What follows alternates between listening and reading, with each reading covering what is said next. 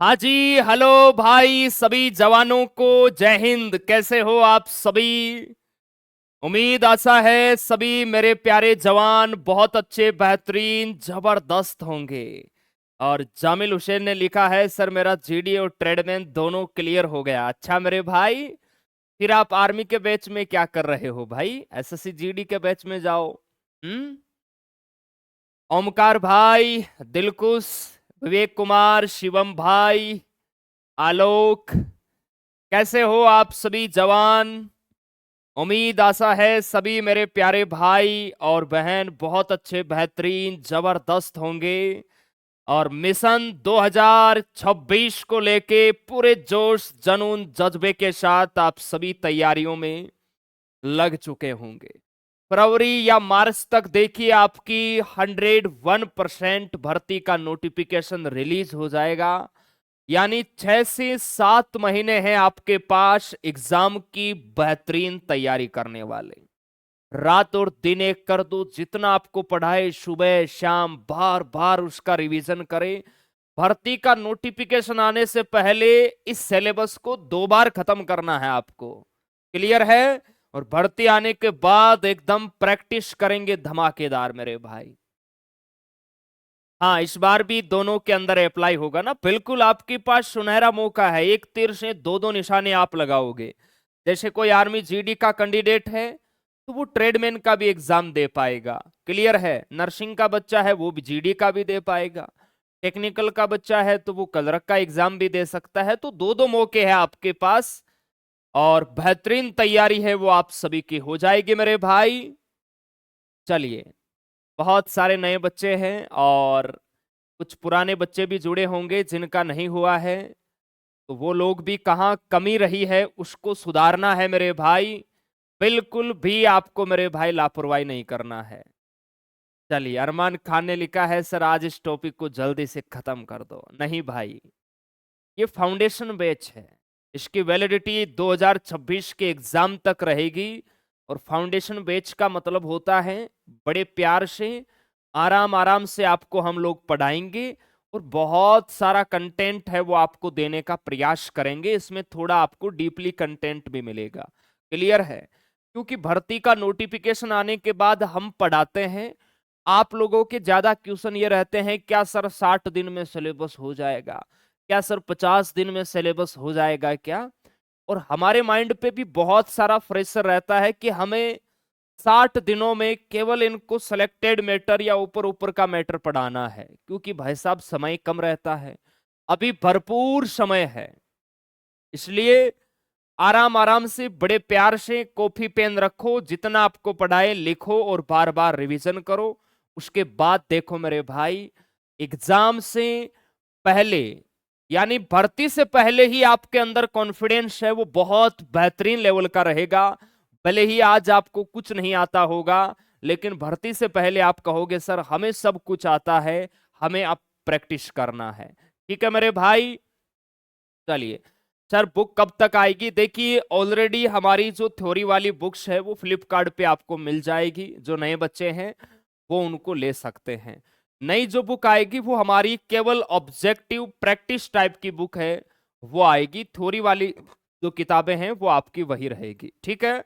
चलिए शुरू करते हैं। एक बार फिर से आप सभी जवानों का बहुत सारा मेरे भाई आर्मी स्टडी के इस बेहतरीन मंच पर स्वागत है। और अब आपकी सिलेक्शन की जो जिम्मेदारी है वो आर्मी स्टडी की है। क्लियर है? आपकी जिम्मेदारी हमारी है। हम सच्चा वाला आपसे वादा करते हैं, बहुत बेहतरीन कंटेंट आपको यहां से मिलेगा। आप लोग भी हमसे वादा कीजिए सच्चा वाला मेरे भाई, है ना? सच्ची वाली मोहब्बत वाला वादा करना है कि सर जितना आप लोग पढ़ाओगे हम उसे बिल्कुल याद करके आएंगे, रिवीजन करके आएंगे। तब तो आपकी मेहनत और हमारी मेहनत का रिजल्ट है वो बहुत शानदार मिलेगा। अब हम अपनी ओर से बेस्ट मेहनत करेंगे। भाई आज जितने भी बच्चे जुड़े हैं, हम आपको बिल्कुल एकदम सम्मान तरीके से सभी नौजवानों को हम पढ़ाएंगे। लेकिन फाइनल जो सिलेक्शन होगा, क्या सभी का होगा? आप कहोगे नहीं।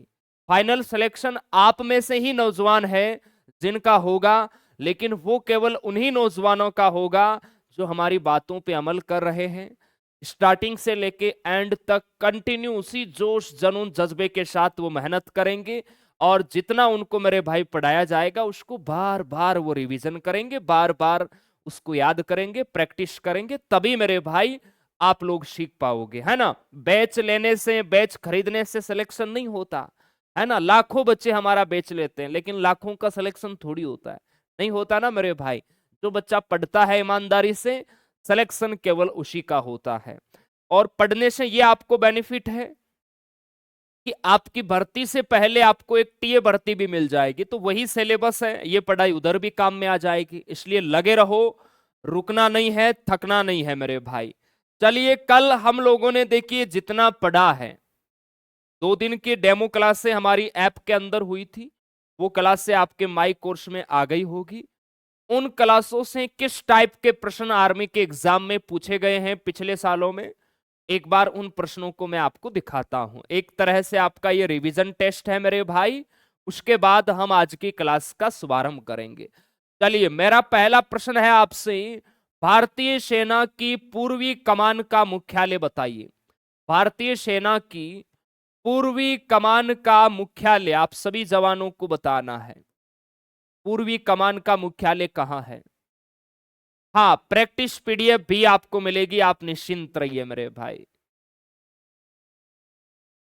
सर, आर्मी की तैयारी कैसे करें, इस पे वीडियो बनाइए। अच्छा रवि यादव, बिल्कुल बना देंगे भाई।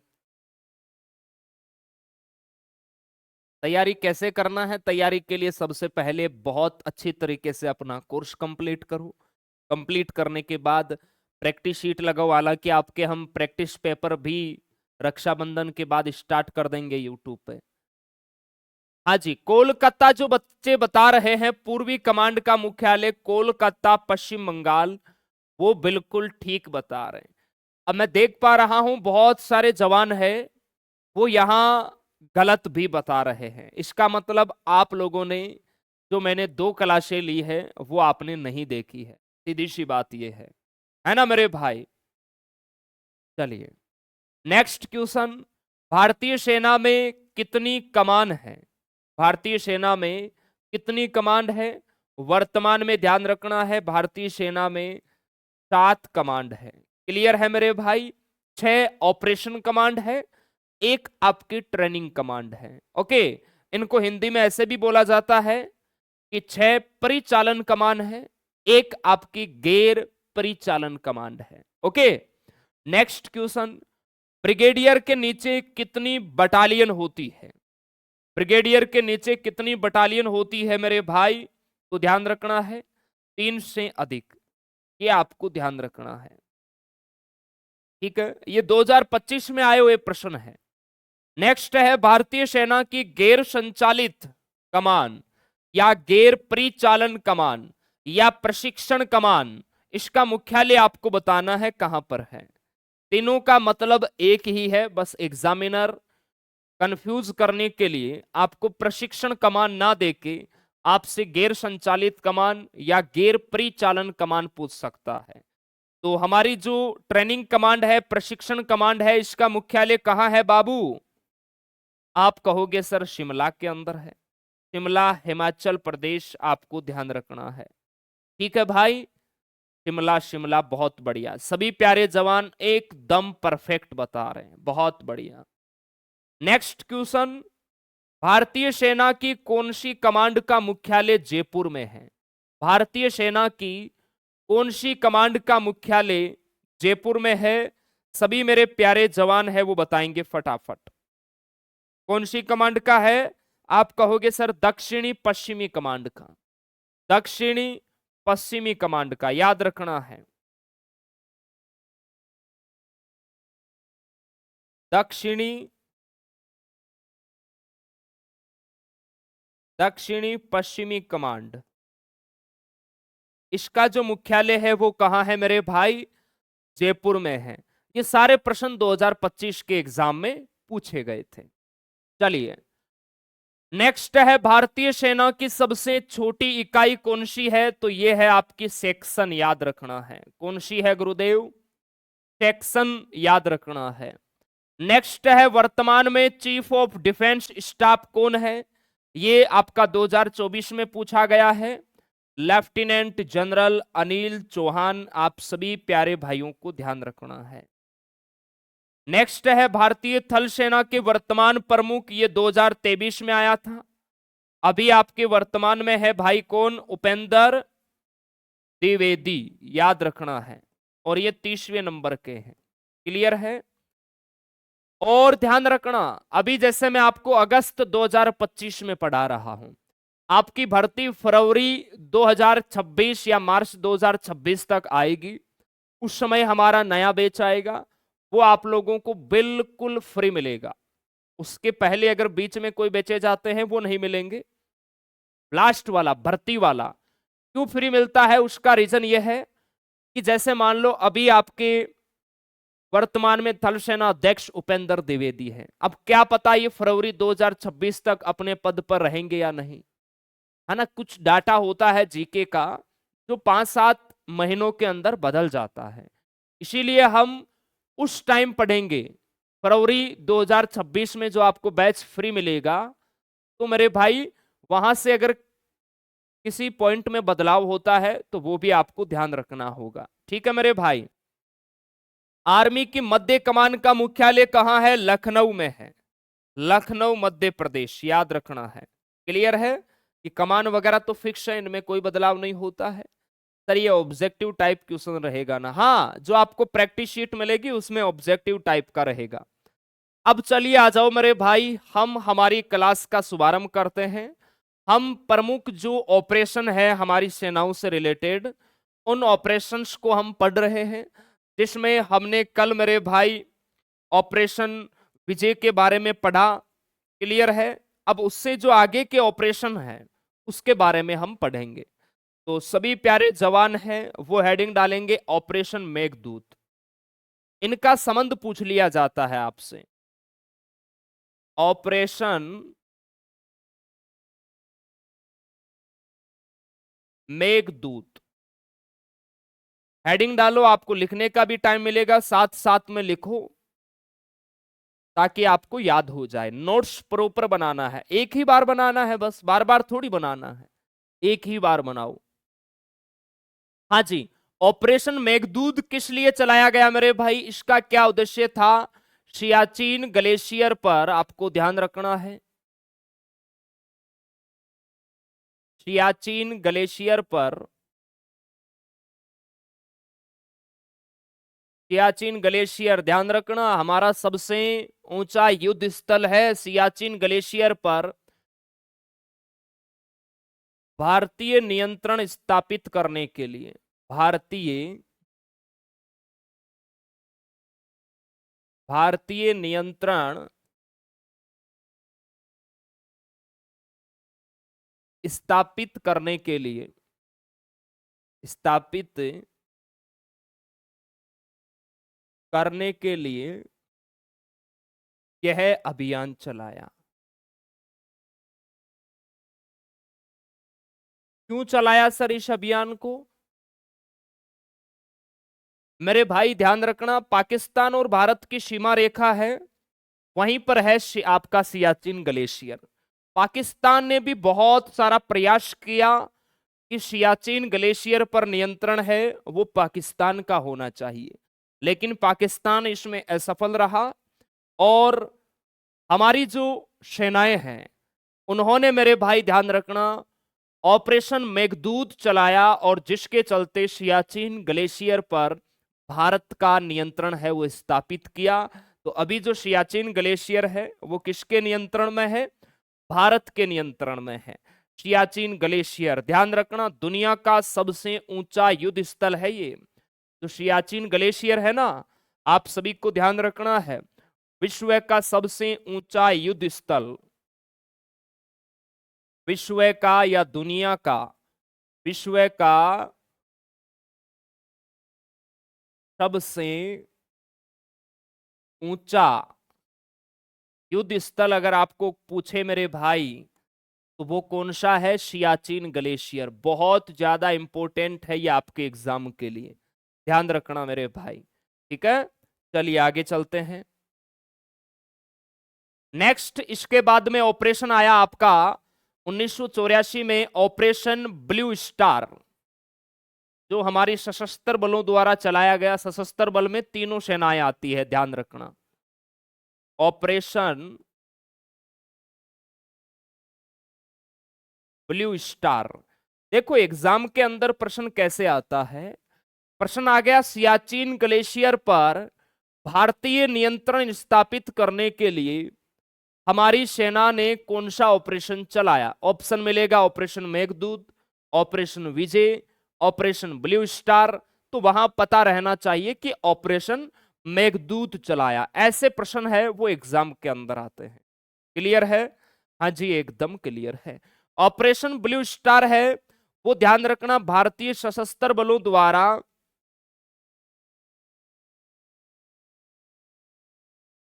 भारतीय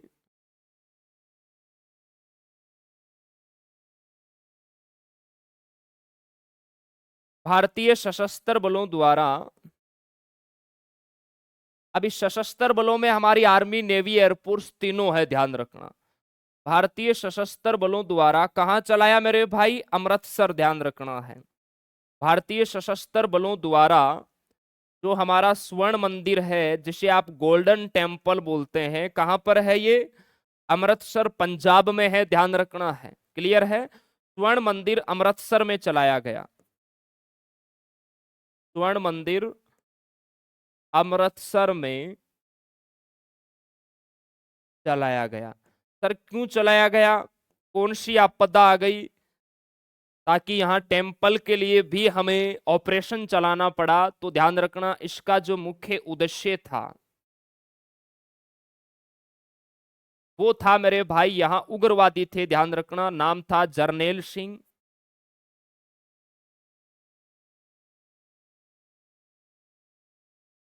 जरनैल सिंह भिंडरवाले, जरनैल सिंह भिंडरवाले और उनके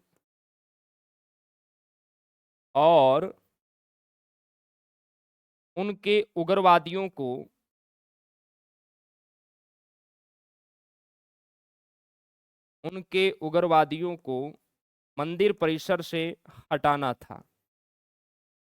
मंदिर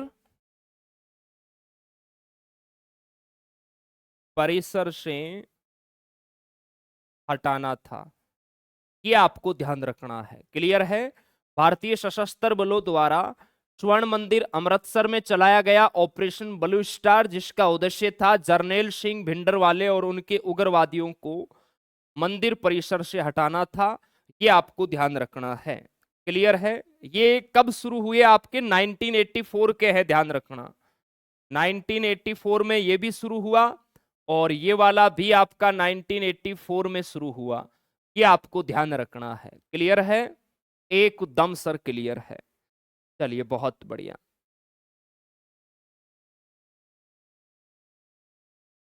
अब इसके बाद में देखिए मेरे भाई, भारतीय सेनाओं द्वारा कौन सा ऑपरेशन चलाया गया? तो ध्यान रखना है, उस ऑपरेशन का नाम है ऑपरेशन कैक्टस। अभी हम आगे ऑपरेशन सिंदूर भी पढ़ेंगे मेरे भाई। ऑपरेशन अभी कुछ ही दिन पहले आपका महादेव हुआ था, उसका संबंध किससे है? ऐसे प्रश्न आते हैं। Operation cactus, operation cactus. चलिए, इसका मुख्य क्या उद्देश्य है ऑपरेशन कैक्टस का? तो आप सभी जवानों को ध्यान रखना है, और ये आपका 1988 में चलाया गया था, ध्यान रखना। ये चलाया गया, जो मालदीव के जो प्रेसिडेंट थे मेरे भाई, वहां के लोग हैं, वो उनका तख्ता पलट कर रहे थे, ध्यान रखना। जैसे बांग्लादेश के अंदर आपने देखा होगा, उसी प्रकार से। तो यहां मेरे भाई फिर हमारी सेनाओं ने ऑपरेशन कैक्टस की मदद से, आपको ध्यान रखना है, मालदीव में जो तख्ता पलट जो वहां के उग्रवादी कर रहे थे उसको विफल कर दिया था। तो सभी प्यारे जवान है वो लिखेंगे, मालदीव में तख्ता पलट, मालदीव में तख्ता पलट की कोशिश को तख्ता पलट की कोशिश को विफल करने के लिए, विफल करने के लिए यह अभियान चलाया गया। ये आपको ध्यान रखना है। तो प्रश्न आ गया, बताइए मालदीव में तख्ता पलट की कोशिश करने के लिए भारत की सेनाओं ने कौन सा ऑपरेशन चलाया? ऑपरेशन कैक्टस चलाया 1988 के अंदर। ये आप सभी को ध्यान रखना है। क्लियर है जी? एकदम सर क्लियर है। आगे देखिए, ऑपरेशन कैक्टस 1988 में हो गया। इससे पहले एक 1987 में था ऑपरेशन पवन। ये भी इंपॉर्टेंट है, ध्यान रखना। ऑपरेशन पवन, ये भी आपको ध्यान रखना है, 1987। ये सब मैं क्यों लिखवा रहा हूं? क्योंकि 2025 के एग्जाम के अंदर देखो प्रश्न आया था कि भारतीय वायुसेना ने कारगिल युद्ध के दौरान कौन सा ऑपरेशन चलाया, है ना? और भारतीय सेना ने कौन सा चलाया, भारतीय नौसेना का कौन सा है, तो ये पता रहना चाहिए आपको। क्लियर है? एकदम सर क्लियर है। ऑपरेशन पवन की बात करें तो ध्यान रखना, श्रीलंका के अंदर भारतीय शांति सेना को स्थापित करने के लिए चलाया गया। भारतीय शांति सेना को श्रीलंका में तैनात करने के लिए भारतीय शांति सेना को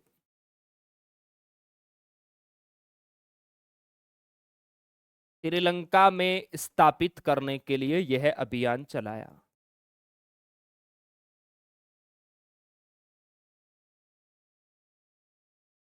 ठीक है? हाँ जी। इसके अलावा देखिए आपका नेक्स्ट ऑपरेशन, ऑपरेशन विजय की बात करते हैं हम, जिसे आप लोग भली भांति जानते हैं। ऑपरेशन विजय, एक तो ऑपरेशन विजय हमने 1961 में चलाया था, गोवा और दमन द्वीप को पुर्तगालियों से आजाद कराने के लिए। उसके बाद देखिए हम लोगों ने ऑपरेशन विजय है वो चलाया मेरे भाई कारगिल युद्ध के दौरान। सबसे इंपॉर्टेंट है ये, सबसे इंपॉर्टेंट है भाई साहब। लिखेंगे ऑपरेशन विजय।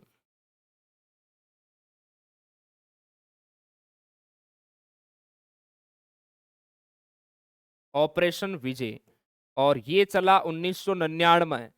कारगिल युद्ध के दौरान भारतीय सेना ने चलाया था, है ना? वायुसेना ने ऑपरेशन सफेद सागर चलाया था, है ना? नौसेना ने ऑपरेशन तलवार चलाया था। तो हम जब वायुसेना नौसेना पढ़ेंगे वहां पर भी मैं आपको उनके जो मुख्य आपके जो ऑपरेशन है जो ध्यान रखना है उनके बारे में भी आपको बताएंगे। ठीक है? Mohammad Farhan sir, recorded class delete तो नहीं होगी जब तक आपका एग्जाम नहीं होगा 2026 का, तब तक नहीं होगी। एग्जाम होने के 15 दिन बाद डिलीट होगी। ओके, चलिए।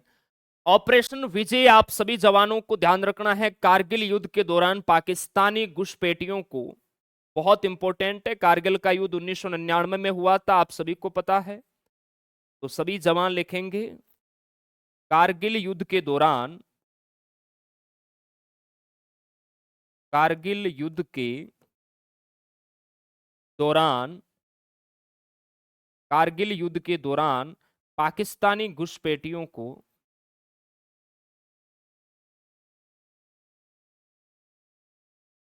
पाकिस्तानी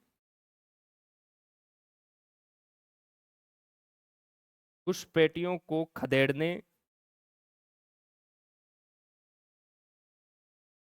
पाकिस्तानी घुसपैठियों को खदेड़ने और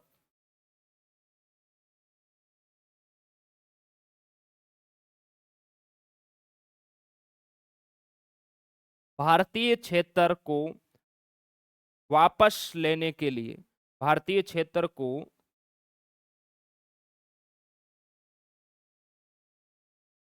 वापस लेने के लिए चलाया गया।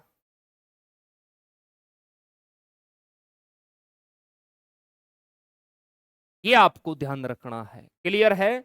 और ये तो चलाया हमारी इंडियन आर्मी ने। भारतीय वायुसेना ने कौन सा चलाया मेरे भाई इस समय? ध्यान रखना, ऑपरेशन सफेद सागर।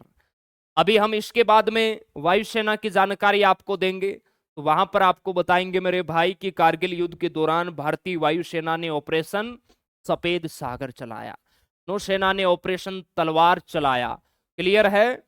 एकदम सर क्लियर है। तो यहां तक सभी जवान लिखेंगे, उसके बाद हम आगे चलेंगे। अभिषेक भाई, मोनू कुमार नमस्ते भाई, अनु भाई आई एम न्यू स्टूडेंट, हाँ सभी नए बच्चे हैं।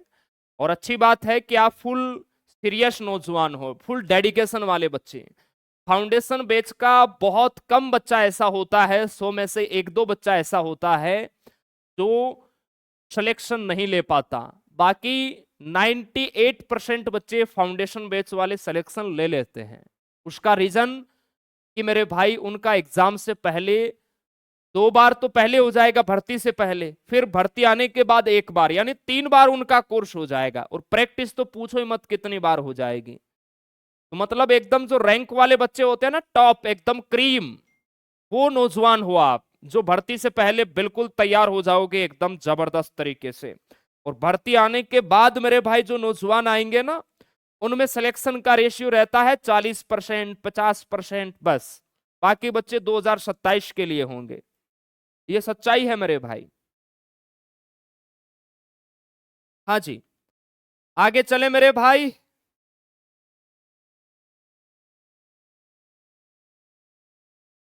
लिख लिया आप सभी जवानों ने? सर मैं महाराष्ट्र से हूं, अच्छी बात है। अपने दोस्तों को बताओ मेरे भाई कि तैयार हो जाओ अभी से आर्मी स्टडी के साथ, पूरे जोश के साथ। कहते हैं ना, लग चुकी तलब मंजिल की, खुद को आग में झोंक लेंगे। ठोकरें कहती है मारा जाएगा, हौसले कहते हैं देख लेंगे।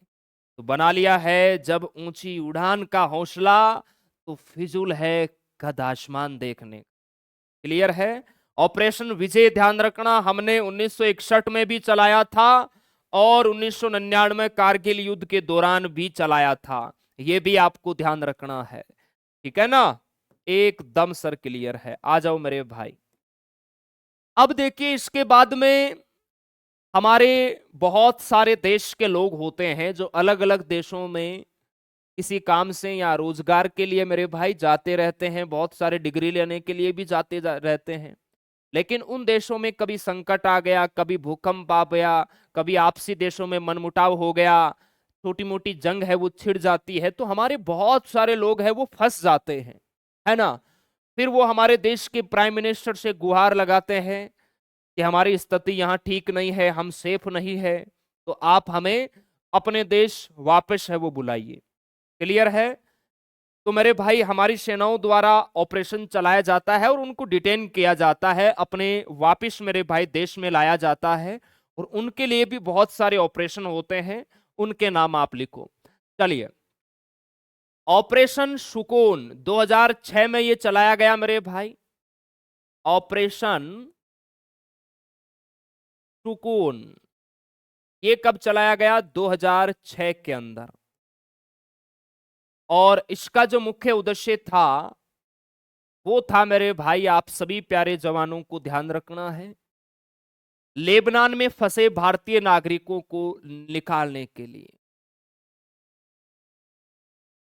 लेबनान में फंसे भारतीय नागरिकों के लिए। लेबनान की राजधानी बता सकता है क्या कोई नौजवान? लेबनान में फंसे भारतीय नागरिकों को वापस लाने के लिए या निकालने के लिए एक ही बात है, ये आपको ध्यान रखना है। तो प्रश्न आ गया, लेबनान में फंसे भारतीय नागरिकों को निकालने के लिए हमारी सेनाओं ने कौन सा ऑपरेशन चलाया? ऑपरेशन सुकून। ये आपको ध्यान रखना है। ओके, चलिए, इसके अलावा नेक्स्ट क्वेश्चन है आपके लिए, नेक्स्ट ऑपरेशन। सर मुझे एसएससी जीडी की भी तैयारी करनी है और मैंने एनए का भी बैच ले लिया है, मुझे इंग्लिश और रीजनिंग करनी पड़ेगी ना? इंग्लिश रीजनिंग क्यों करनी पड़ेगी आपको? एसएससी जीडी में केवल रीजनिंग करनी पड़ेगी और इंग्लिश की जगह आप हिंदी करो तो ज्यादा अच्छा रहेगा। हाँ जी, इसके बाद में देखिए 2015 की बात करते हैं, है ना? ऑपरेशन राहत चलाया गया।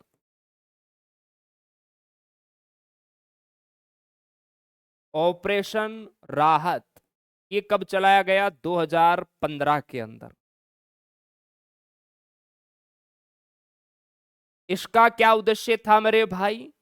तो ध्यान रखना है, यमन में फंसे भारतीय नागरिकों को निकालने के लिए। यमन में फंसे भारतीय नागरिकों को निकालने के लिए, यमन में फंसे भारतीय नागरिकों को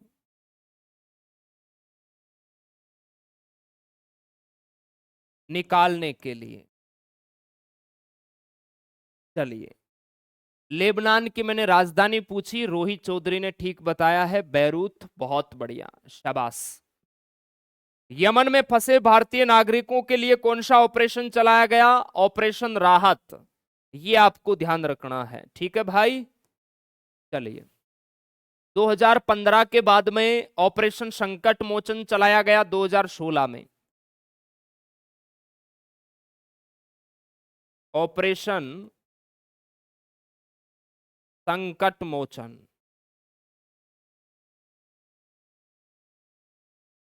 चलिए,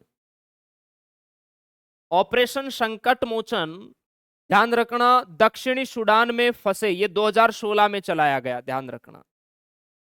और ये चलाया गया दक्षिणी सूडान में फंसे भारतीयों के लिए। दक्षिण सूडान में, दक्षिण सूडान में फंसे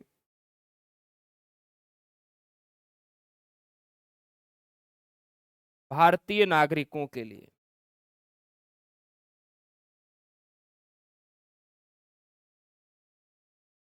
क्लियर है?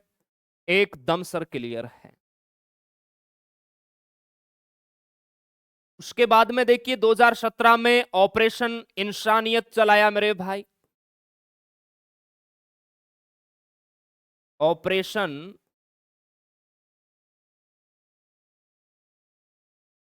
इंसानियत, इसका क्या उद्देश्य था मेरे भाई?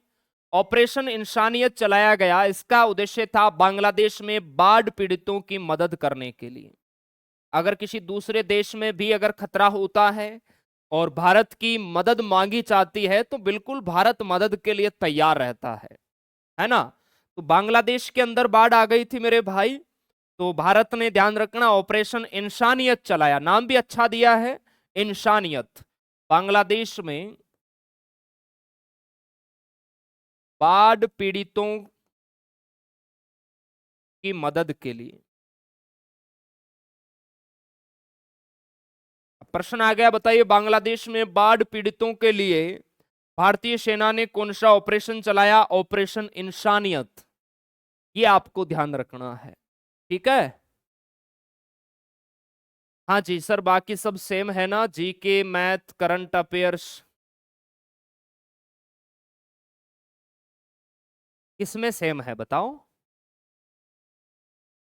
एसएससी जीडी में देखो बहुत अच्छे लेवल का चीजें पूछी जाती है। जो बच्चे अगर मेरे साथ एसएससी जीडी में पढ़ते हैं उनसे आप पूछो, और कुछ टॉपिक्स डिफरेंट हैं।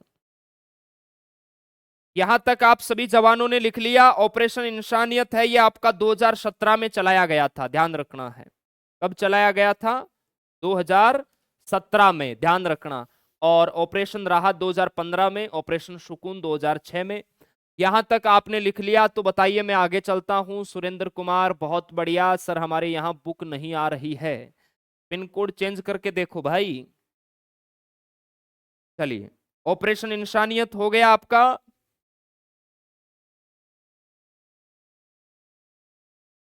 2018 में देखो ऑपरेशन निस्तार चलाया गया, वो भी लिखिए आप सभी प्यारे बच्चे।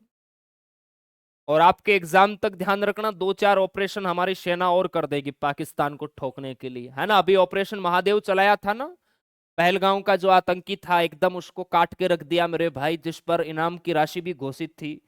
हमारी सेना ने ऑपरेशन महादेव चलाया मेरे भाई।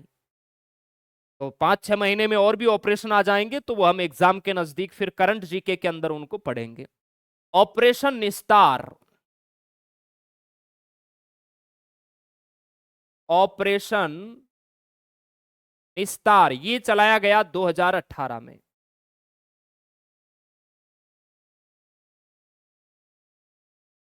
और इसका उद्देश्य था यमन में फंसे भारतीय नागरिकों को निकालने के लिए। क्लियर है? यमन में फंसे भारतीय नागरिकों को निकालने के लिए। अब देखो 2015 में भी चलाया था हमने ऑपरेशन राहत, और फिर 2018 में भी निकालना पड़ा हमें भारतीयों को। यमन में फंसे भारतीय नागरिकों को, यमन में फंसे भारतीय नागरिकों के लिए है, वो हमने 2018 में ऑपरेशन निस्तार है वो चलाया था, ध्यान रखना है।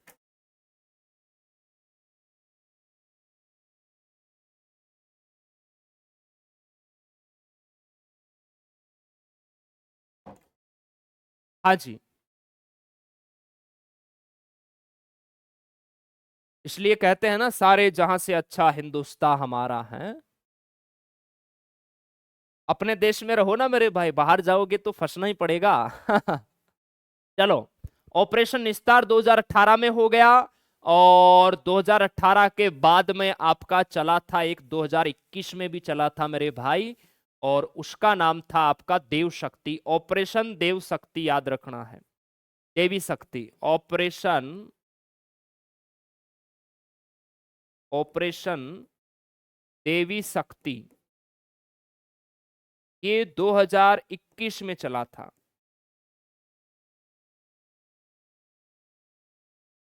और इसका जो उद्देश्य था वो था अफगानिस्तान से भारतीय नागरिकों को सुरक्षित निकालना मेरे भाई, क्योंकि तालिबानियों ने अफगानिस्तान पर कब्जा किया था, ध्यान रखना है।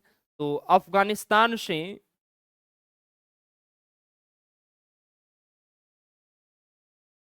अफगानिस्तान से भारतीय नागरिकों को सुरक्षित लाना। क्लियर है? उसके लिए हमने ऑपरेशन देवी शक्ति, है ना, मां देवी शक्ति, ये ऑपरेशन मेरे भाई हम लोगों ने चलाया था, हमारी सेना ने चलाया था। आप सभी को ध्यान रखना है। पीडीएफ भी मिलेगी आपको, क्यों टेंशन लेते हो भाई, सब कुछ आपको मिलेगा मेरे भाई, बहुत सारी चीजें। एग्जाम तक इतना कंटेंट आपको मिल जाएगा कि आपको कंटेंट से और हमसे भी मोहब्बत हो जाएगी कि सर बहुत बेहतरीन गजब आप लोगों ने पढ़ाया। उसके बाद 2022 में ऑपरेशन गंगा चलाया मेरे भाई। कौन सा चलाया लाला? ऑपरेशन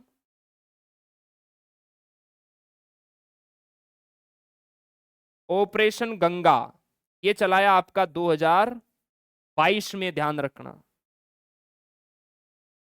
और ये चलाया गया, इसमें ध्यान रखना, यूक्रेन में फंसे भारतीय नागरिकों को सुरक्षित निकालने के लिए। यूक्रेन में फंसे भारतीय नागरिकों के लिए। क्लियर है? यूक्रेन में फंसे भारतीय नागरिकों को सुरक्षित लाने के लिए कौन सा ऑपरेशन चलाया? ऑपरेशन गंगा चलाया। साथ साथ में लिख रहे हो ना आप? लिखना है, कोई मकरागिरी नहीं करेगा मेरे भाई, क्योंकि आप फाउंडेशन बैच के जवान हो। एग्जाम से पहले हर एक चीज याद होनी चाहिए आपको। 2022 में चला था ऑपरेशन गंगा, याद रखना है।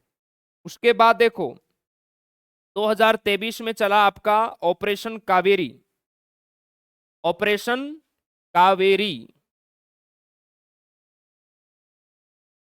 हाँ जी, सभी प्यारे भाई लिखेंगे ऑपरेशन कावेरी।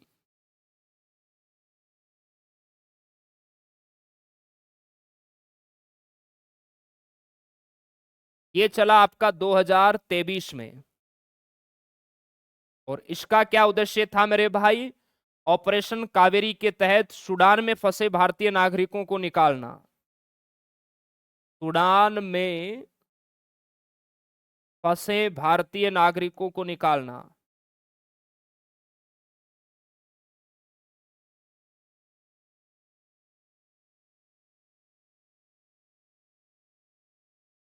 उसके लिए हमने चलाया ऑपरेशन कावेरी। चलिए यहां तक लिखो, उसके बाद आगे चलते हैं। सर बुक ले या ना? बुक तो लेना ही है, नहीं तो प्रैक्टिस कैसे करोगे? बुक फ्लिपकार्ट पे लगाना, आर्मी स्टडी बुक, आपको सारी बुकें मिल जाएगी, वो सब मंगा लो जिसके पास है नहीं।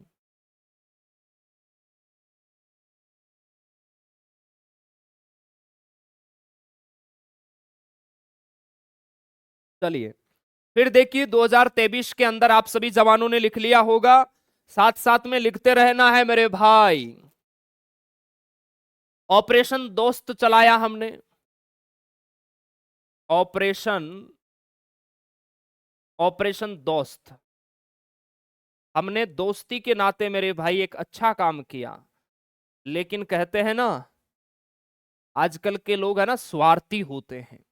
अभी पता चलेगा आपको कैसे होते हैं स्वार्थी। ऑपरेशन दोस्त हमने क्यों चलाया मेरे भाई? तो ध्यान रखना, इसलिए चलाया 2023 में, तुर्की व सीरिया में भूकंप के जो पीड़ित थे, हमारे लोग नहीं थे, तुर्की और सीरिया में भयंकर तरीके से भूकंप आया था और यहाँ के लोग मेरे भाई उस भूकंप से बहुत प्रभावित हुए थे, बहुत सारा इनको नुकसान हुआ। तो भारत ने एक दोस्ती के नाते तुर्की और सीरिया में पीड़ितों को राहत प्रदान हेतु ये ऑपरेशन चलाया था मेरे भाई। और इसी तुर्की ने मेरे भाई, आपको पता है ना, अभी ऑपरेशन सिंदूर के माध्यम से हमने पाकिस्तान के आतंकी ठिकानों को तबाह किया, और इसी तुर्की ने पाकिस्तान का पीछे से साथ दिया। ध्यान रखना, क्लियर है? एकदम सर क्लियर है। और हम लोगों ने इसी तुर्की की मदद की थी, पाकिस्तान ने नहीं की थी। चलिए, तो सभी प्यारे बच्चे हैं वो यहां लिखेंगे, तुर्की व सीरिया में, तुर्की व सीरिया में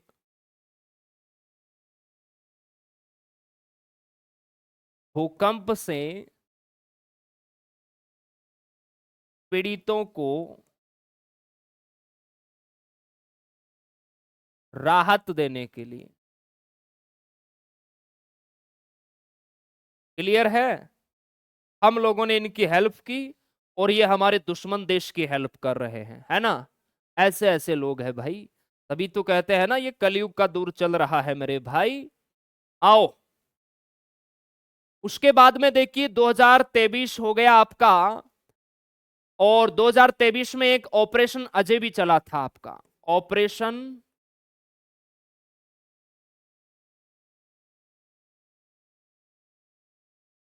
ऑपरेशन अजय भी 2023 के अंदर ही चला था।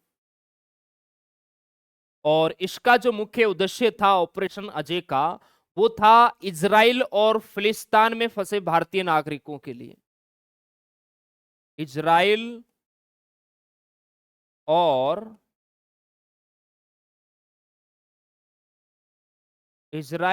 फिलिस्तीन में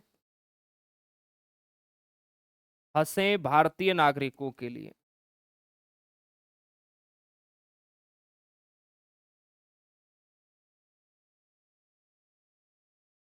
क्लियर है? ऑपरेशन अजय हमने चलाया 2023 के अंदर। ठीक है मेरे भाई, एकदम सर क्लियर है।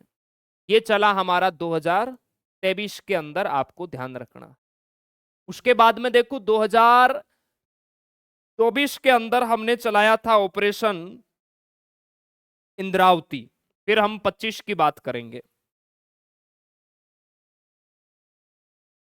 ऑपरेशन इंद्रावती ये चलाया 2024 के अंदर। ठीक है, ऑपरेशन इंद्रावती है ना, ये ध्यान रखना, हैती में भारतीय नागरिकों के लिए है ना, हैती में फंसे भारतीय नागरिकों के लिए, हैती में फंसे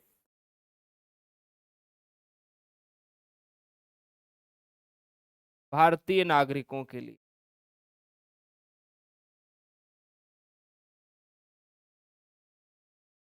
ये 2024 तक के जो ऑपरेशन है वो मेरे भाई आपके कंप्लीट हो चुके हैं।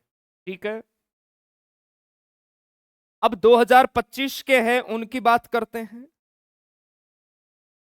2025 वाले है ना, आ जाओ 2025 में देखो कौन कौन से ऑपरेशन हैं वो आपके हुए हैं। एक तो ध्यान रखना ऑपरेशन ब्रह्मा, ये बहुत इंपॉर्टेंट है क्योंकि ये 2025 के ऑपरेशन है, याद रखना है।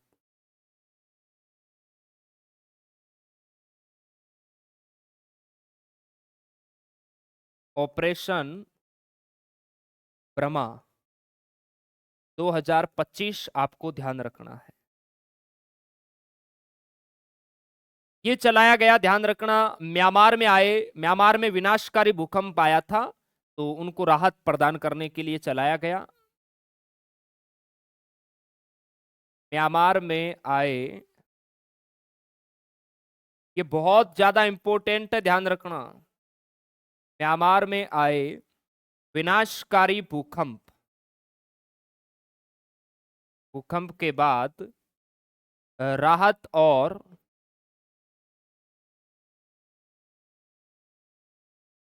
बचाव कार्यों के लिए चलाया गया।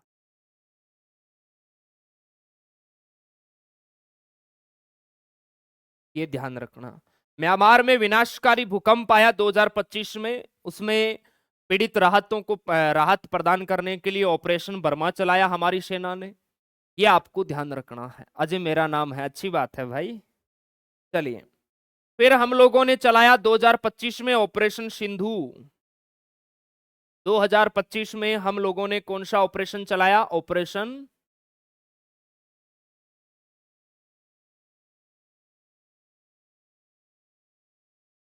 ऑपरेशन सिंधु। ये अलग से टॉपिक होता है वैसे, प्रमुख ऑपरेशन, ध्यान रखना। लेकिन हम लोगों ने, क्योंकि ये सेना से रिलेटेड टॉपिक है, तो इसी टॉपिक में इसको पढ़ रहे हैं।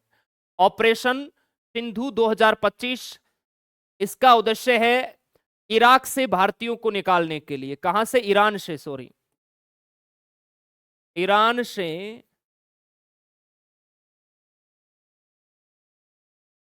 भारतीयों को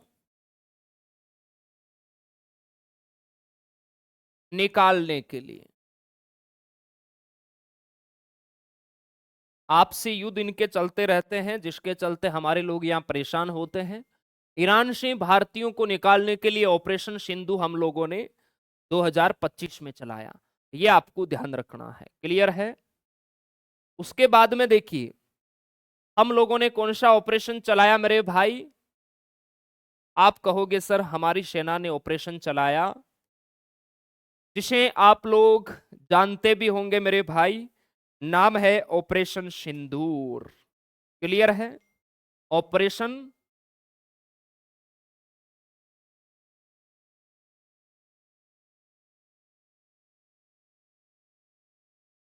ऑपरेशन सिंदूर, ये भी 2025 का ऑपरेशन है और बहुत इंपॉर्टेंट है आप सभी जवानों के लिए, ध्यान रखना मेरे भाई। ये क्यों चलाया गया? इसका उद्देश्य क्या था? पहलगांव में आतंकी हमले के जवाब में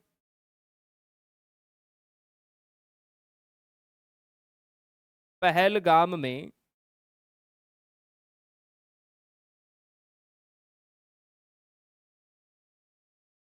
आतंकी हमले के जवाब में आतंकी हमले के जवाब में भारत ने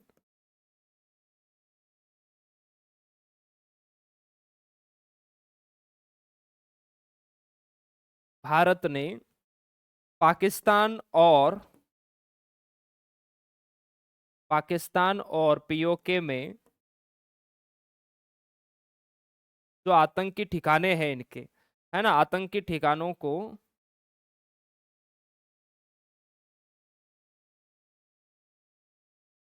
नष्ट करने के लिए, या आप कह सकते हैं तबाह करने के लिए, या कह सकते हैं ध्वस्त करने के लिए।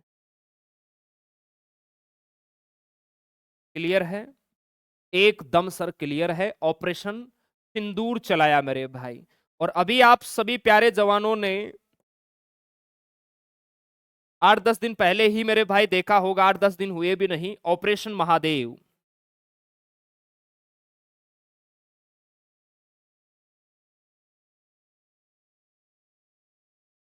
ये आपका जुलाई 2025 के अंदर हुआ।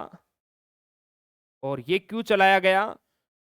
इसी पहलगांव में जो मुख्य आतंकी था मेरे भाई, जिसने इस घटना को अंजाम दिया था, जिसके ऊपर ध्यान रखना इनाम राशि भी घोषित थी, और उसी को मेरे भाई ठोक डाला हमारी सेना ने, है ना।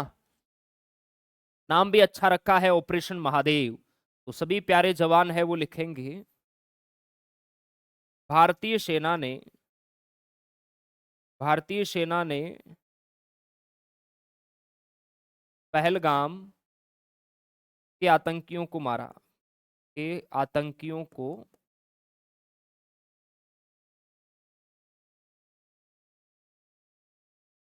मारा।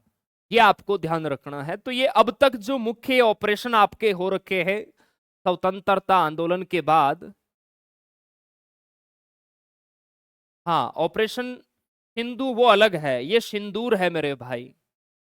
ऑपरेशन सिंधु लिखा और सिंदूर अलग अलग है ना, ये दोनों दोनों अलग अलग है। एग्जामिनर दोनों ऑप्शन देगा कि बताइए, पहलगांव में आतंकी हमले के जवाब में भारत ने पाकिस्तान और पीओके में आतंकी ठिकानों को तबाह करने के लिए भारतीय हमारी जो सशस्त्र सेना बल है उन्होंने कौन सा ऑपरेशन चलाया? ऑप्शन में आएगा ऑपरेशन सिंधु, ऑपरेशन सिंदूर, ऑपरेशन टीका, ऑपरेशन महादेव। ऑपरेशन टीका भी चला था जब वो आतंकी हमला हुआ था, तो वहां जम्मू कश्मीर के अंदर ही उन आतंकियों को मेरे भाई ढूंढ ढूंढ के काटने के लिए, ध्यान रखना है ना, मारने के लिए।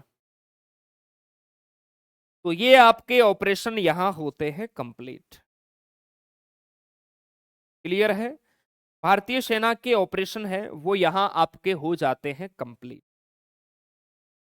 ठीक है मेरे भाई, एकदम सर क्लियर है। अब देखिए, भारतीय सेना की जो सर्वोच्च रैंकें होती है, वो आप कहो तो मैं अलग अलग रैंक लिखाऊं या तीनों सेनाओं की एक साथ रैंक लिखा दूं आपको, क्योंकि कंपेयर पूछा जाता है वहां। जैसे भारतीय सेना में सबसे ऊपर आपका होता है फील्ड मार्शल, फिर जनरल होता है, फिर लेफ्टिनेंट जनरल, है ना, ऐसे। तो यहां पे अलग से लिखाऊं भारतीय सेना की रैंक, या तीनों सेनाएं कंप्लीट करवा के तीनों सेनाओं की जो रैंक है वो एक साथ लिखा देता हूं? क्योंकि कभी कभार पूछ लिया जाता है कि भारतीय सेना का ब्रिगेडियर रैंक का अधिकारी बताइए नौसेना के समतुल्य पद है, यानी नौसेना के समकक्ष पद है, वो ब्रिगेडियर रैंक के अधिकारी के बराबर है या नहीं, ऐसा प्रश्न आता है। और 2024 में बहुत सारे प्रश्न रैंक से रिलेटेड मेरे भाई पूछे थे, है ना। कुछ बच्चे कह रहे हैं सर अलग से लिखा दो, कुछ कह रहे हैं एक साथ लिखा दो। हाँ, तीनों को अगर एक साथ लिखेंगे ना तो आपको समझने में ज्यादा आसानी रहेगी। जैसे मैं एक तरफ लिखूंगा आर्मी की रैंक, एक तरफ लिखूंगा वायुसेना की रैंक, एक तरफ लिखूंगा नौसेना की रैंक, तो वहां से आपको पता चल जाएगा कि हाँ, आर्मी के अंदर जैसे जनरल होता है, उसी प्रकार वायुसेना में एयर चीफ मार्शल होता है, उसी प्रकार नौसेना में एडमिरल होता है। तो वहां आप लोग कंपेयर कर पाओगे कि हाँ, ये इसके बराबर की रैंक है। ओके, अभी मैं तीनों को अलग अलग लिखूंगा तो आप लोग कहीं ना कहीं उसको नहीं समझ पाओगे, ठीक है ना। तो हम एक साथ मेरे भाई उसको लिखेंगे। हाँ चलिए, प्रिंस भाई ने लिखा है एक साथ लिखेंगे, ओके। संडे को छुट्टी होती है मेरे भाई, संडे को छुट्टी होती है आपके। तो यहां पर ये आपकी ऑपरेशन है वो मेरे भाई कंप्लीट हो चुके हैं, क्लियर है। और भारतीय सेना से रिलेटेड जो भी जानकारी है इंपॉर्टेंट, वो आपकी कंप्लीट हो गई है। अब हम कल क्या पढ़ेंगे? कल हम पढ़ेंगे जो हमारी इंडियन एयरफोर्स है, भारतीय वायुसेना, जिसे पहले रॉयल इंडियन एयरफोर्स के नाम से जाना जाता था, उसके बारे में है वो हम पढ़ेंगे, क्लियर है। भारतीय वायुसेना, भारतीय वायुसेना, इंडियन एयरफोर्स।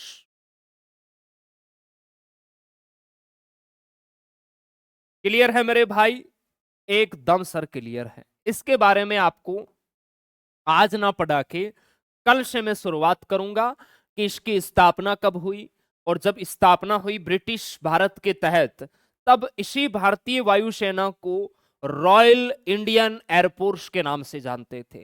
फिर हमारा देश आजाद हो गया 1947 के बाद और प्रधानमंत्री बने हमारे नेहरू जी। उन्होंने जो रॉयल नाम था जो अंग्रेजों ने दे रखा था, उस रॉयल को हटा दिया और इसका नाम कर दिया IAF, जिसे आप वर्तमान में इंडियन एयरफोर्स के नाम से जानते हैं, भारतीय वायुसेना के नाम से जानते हैं। क्लियर है मेरे भाई? एकदम सर क्लियर है।